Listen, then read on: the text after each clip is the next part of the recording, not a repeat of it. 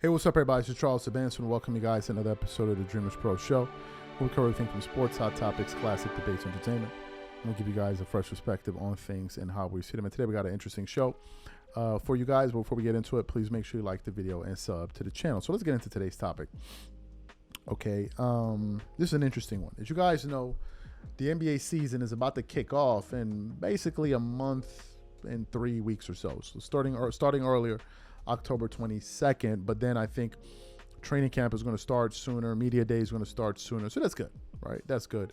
And I'm sure some of us are excited about it. Last season, I wasn't really excited about the NBA season. I really wasn't at all. I think this year there's going to be a little bit more interest, especially what's going on with teams in the Western Conference, which really is at the heart of what we're talking about today. So Charles Barkley, I came across an article from him on Basketball Network earlier today. And it said, they haven't been successful in probably 4 years. Charles Barkley thinks LeBron James needs to move on from the Lakers. He says Barkley thinks the Lakers are already Doncic's team. So as you guys know, Luka Doncic just signed, I believe, a $165 million 3-year extension with the Los Angeles Lakers. And he's setting himself up for an even longer contract. And with that move, the vast majority of us believe that Luka now is the face of the Lakers. But apart from him signing that extension, there were already things that were indicating that he was going to be the guy moving forward. Number one, when the Lakers were looking to sell the team, they informed Luka. They didn't inform LeBron James. They had a meeting where they were trying to kind of charter out the future of the team. LeBron James wasn't included. So you can already see them kind of tilting towards Luka Doncic there. And I got to say, thus far, Luka has been impressing me as a Laker. The things that he's been doing, the moves that he's been making. So Luka, he definitely has me sold so far. But coming into this season, I didn't believe that the Lakers had a shot to come out of the Western Conference. I think the West is just simply too stout. Right? I think it's simply too stout. And one of the biggest talking points this offseason has been LeBron James potentially leaving the Lakers. We've done a plethora of shows, plethora of reports came out.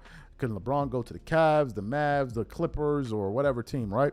There was even some news recently where they said the Golden State Warriors are still in hot pursuit of LeBron James there. So it was no surprise, really, where Charles Barkley was basically saying that, look, LeBron James needs to really think about jumping ship because this team doesn't really seem like it's going to be good enough to get them anywhere or go to the championship round. So he may need to consider moving on. So what we want to do is want to play what Charles had to say. I want you guys to listen to it in its entirety, and I'm going to come back and react to his comments. Take a listen to Charles Barkley here. Chuck, the Lakers are going to be an intriguing team next year. For one, you have skinny Luka Doncic. He looks like he's lost a lot of weight and he's going to be in shape. But also LeBron, just at the age that he is. How do you think things are going to end between LeBron and the Lakers? Well, LeBron's going to move on at some point. I mean, it is what it is. You know, he's been there. You know, even though he's been putting up good numbers, they haven't been successful in probably 4 years. But at some point, well, it's already probably Luka's team now. You don't trade for Luka Doncic and give him all that money, and it's not his team. But the West is going to be intriguing. I mean, obviously, Oklahoma City is the team to beat. I thought that. Listen, I think the Rockets and the Denver Nuggets probably had the best summer as far as trading. I mean, obviously, you go out and get KD with that young team they got. That's going to be intriguing. The Nuggets finally got Luka some help. You know, they had traded away all his players in the last one. Once they won the championship, it seemed like they went into cost-cut mode, and it kind of screwed him the last couple of years. So, but they had a great summer. The Lakers are going to be interesting. But listen, it's all about OKC, the Rockets, and the Nuggets. If I had to pick 1, 2, 3 in the West, like the KD thing going to be fascinating down in Houston. And like I say, my man Jokic, he's the best player in the world. And like I said, they finally went out and got him some help. So, but the Lakers are going to be fascinating. But it's Luka's team, and it's going to be a lot of pressure on him the next few years. And let me tell you something. That Dallas Maverick team, they might be the second best team in the West if they could ever get healthy. You know, obviously Kyrie's going to come back mid-season, but if AD can get healthy, and that boy Cooper Flag, he's the real deal. I looked at him a lot in college when I was getting ready for March Madness. He's the real deal. But the Mavericks might be the second best team in the West if they're healthy. So, man, the West, and listen, I don't even want to mention the East because let me tell you something. You can stick a – because I tell people, you can stick about 5 teams in a hat, and I could pull out one of those 5 teams and say, you know what, you might be right. And I'm starting with my Philadelphia 76ers. Excellent. So you heard what Charles had to say. What are my thoughts about this? First of all, I don't think the Lakers are going to be bad, but I don't believe they're going to be a team coming out. The West is very strong. Okay, let's look at the field. Okay, you have the champion, in the Oklahoma City Thunder. They're going to get better. They're better because now they have the confidence of winning a championship. It's one thing to have the confidence to feel like you can win. It's another thing to have the confidence of winning. They have that. Number 2, you have another team, the Houston Rockets. They got better with the addition of Kevin Durant. You have the Minnesota Timberwolves, who beat the Lakers last year with LeBron and Luka. You have them as well. You have another team that nobody's really talking. You have the Dallas Mavericks, who some people believe that if they're healthy, they could come out of the Western Conference this year. I heard Stephen A. Smith say it. Even Charles Barkley said it. You have them. You have the Clippers in the mix as well, right? They added Bradley Beal, and they're retooling up for another run there.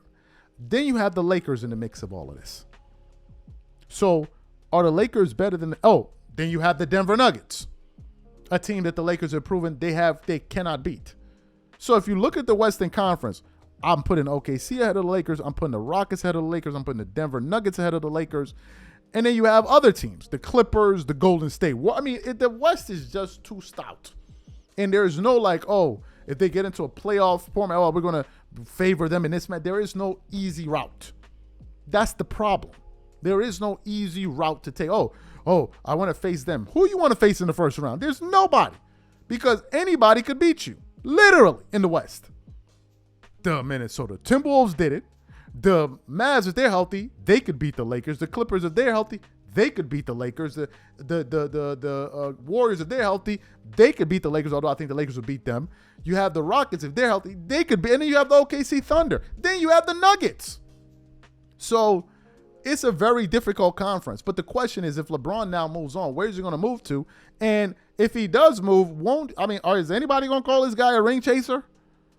Is anybody going to say this? And I don't think it's going to be a good look for LeBron to leave so late in the game, except if he goes back to Cleveland.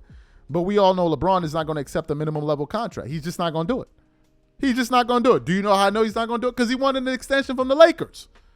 But are we paying him at the same level? You think he's going to go over there and get less? Nah. He wanted a contract extension. They didn't offer him that. So I think the most likely scenario for LeBron is that he stays put. He goes nowhere. He stays right where he is. He finishes off his season with the Lakers. He probably announces retirement pretty soon. And then we move on from there. These are my thoughts. Whatever you guys think, please leave your thoughts and comments in the comment section. We catch you on the next show.